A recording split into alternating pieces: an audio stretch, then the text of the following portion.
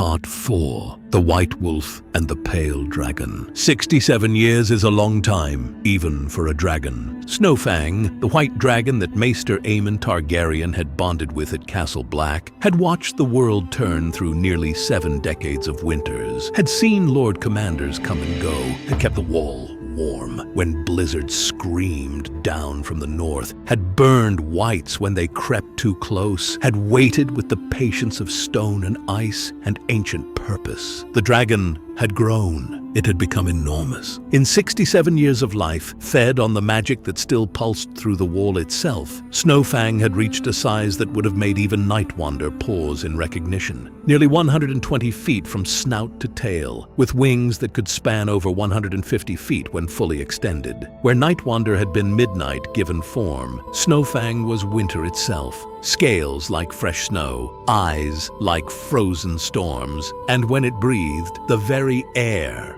crystallized into ice. Far to the south, across the narrow sea, 3 dragons were being born to a Targaryen queen, Drogon, Rhaegal, and Viserion, and by the time they reached Westeros years later, they would measure perhaps 60 feet in length, with 100-foot wingspans. Impressive for their age, growing fast on freedom and war. But Snow Fang had 67 years of uninterrupted growth, decades of feeding on the ancient magic of the wall, of living in the one place where the old power still ran strong. The comparison was staggering. Snow Fang was nearly twice the size of Daenerys' largest dragon, a creature from an age when dragons lived long enough to reach their terrible potential. And through it all, through 67 years of waiting, Snow Fang had dreamed. Dragon dreams, passed down through the bond from Maester Aemon, who had dreamed them from his brother the king, who had learned them from Nightwander itself. Dreams of a boy with dark hair and grey eyes. A boy who was both wolf and dragon, both bastard and prince, both nothing and everything. A boy who would need a dragon when the darkness came. Jon Snow had been at the wall for 3 months when Maester Aemon summoned him to his chambers. The old man sat by his fire, blind eyes staring at nothing, ancient hands trembling slightly as they gripped his walking stick. At over 100 years old, Aemon was a relic of another age, the last living soul who remembered when dragons had returned to the world. Jon Snow, sit. We have much to discuss, and I fear my time grows short. Maester Aemon, you'll outlive us all. Don't. The word was gentle, but firm. Don't offer me comfortable lies, boy. I've lived long enough to know when death is near. But before I go, there's something you must know. Something I've kept secret for 67 years. Jon sat, confused and concerned. What is it? Tell me, Jon Snow, what do you know of your mother? The question hit like a blow. Nothing. My father never spoke of her. And have you never wondered why? Have you never questioned what would make Honorable Ned Stark hide such a secret? Aemon leaned forward, and though he couldn't see, his blind eyes seemed to look straight through Jon. I am old, Jon. Old enough to remember things others have forgotten. Old enough to know the truth when I hear it whispered in dreams. I don't understand. You will. But first, there's someone you need to meet. Someone who's been waiting for you since the day King Aegon, my brother, hatched 7 dragon eggs at Summerhall and sent one north with me. Jon's breath caught. The dragon, Snow Fang. Yes, and it's time. Sam found them in the corridor, breathless and wide-eyed. Maester Aemon, Jon, the dragon, it's awake, it's been calling. We can hear it from the wall. The whole castle is in an uproar. Aemon nodded as if he'd expected this. Then it knows.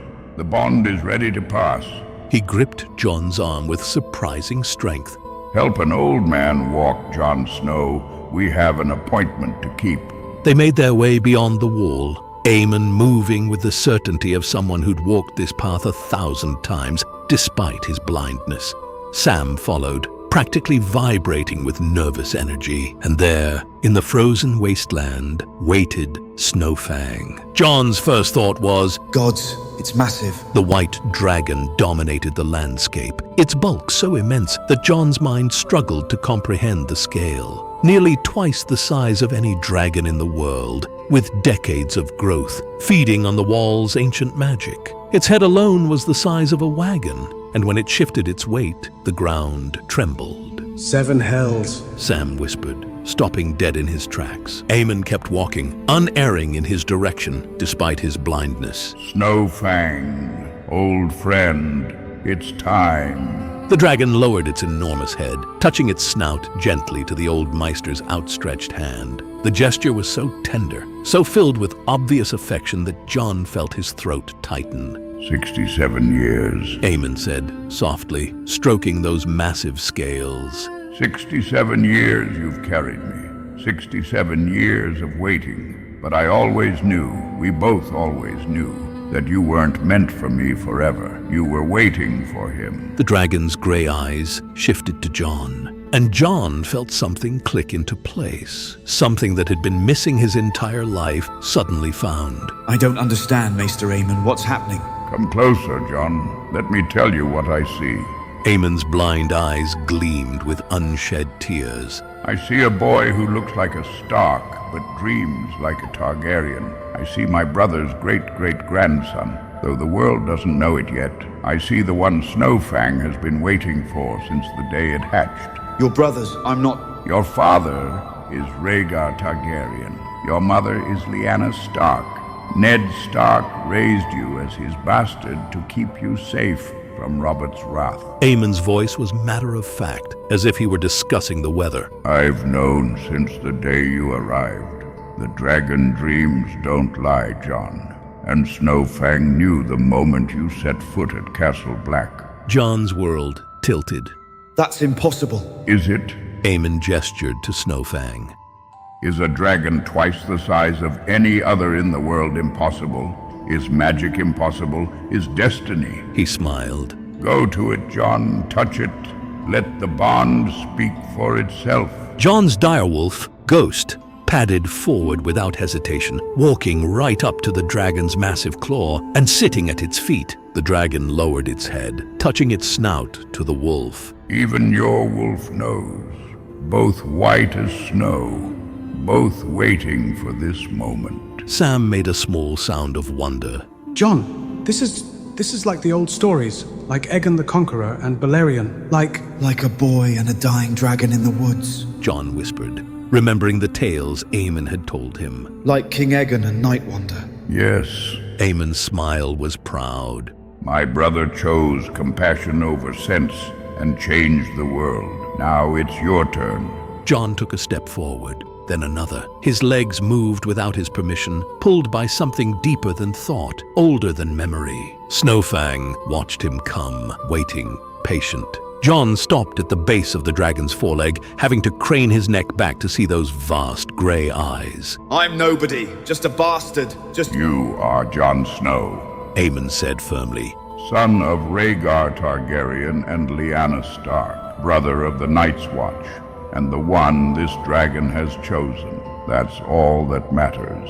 The dragon rumbled, and the sound resonated in Jon's chest like a second heartbeat, shook snow from the trees, made the very wall vibrate with the force of it. What do I do? What Aegon did.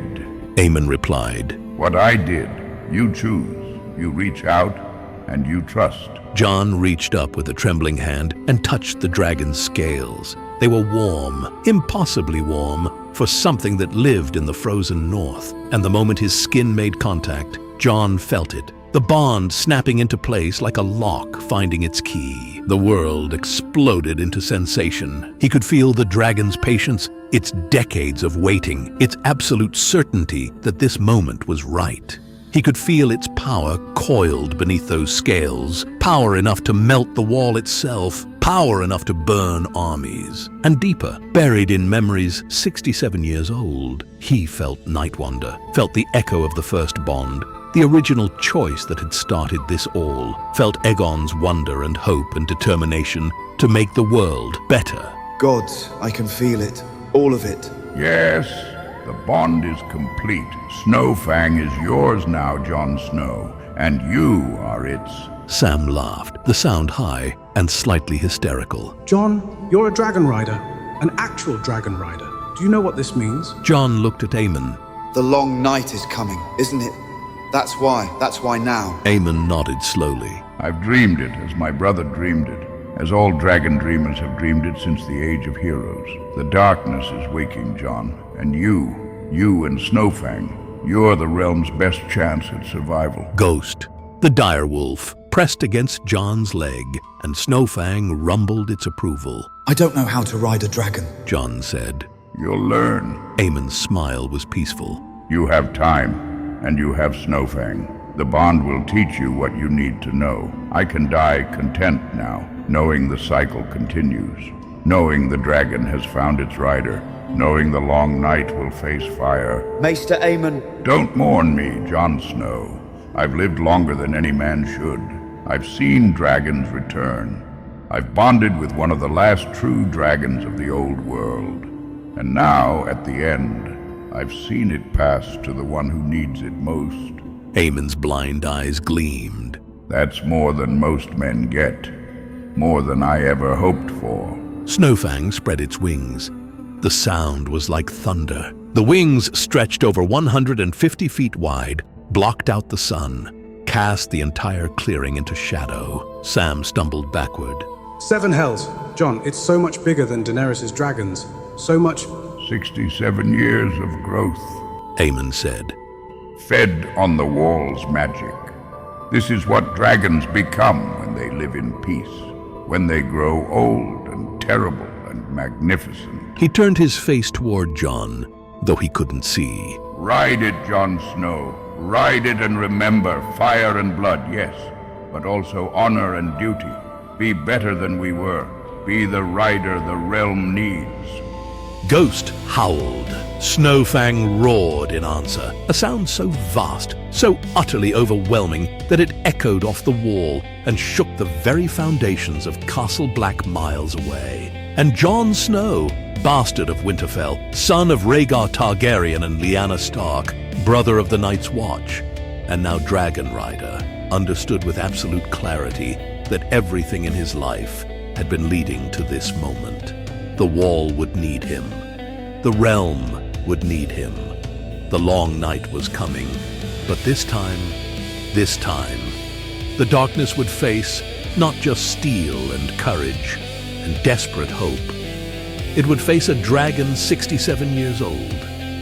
A dragon that had waited decades for this moment. A dragon nearly twice the size of any other in the world. It would face Snow Fang. And winter would learn what it meant to burn.